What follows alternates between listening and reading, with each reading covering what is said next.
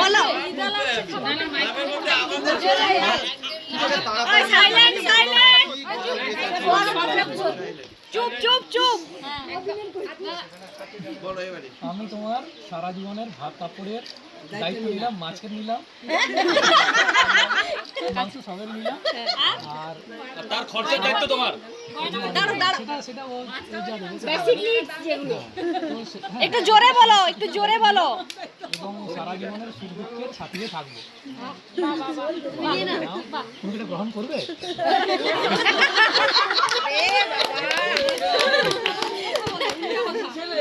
বৌদি কিছু বলো।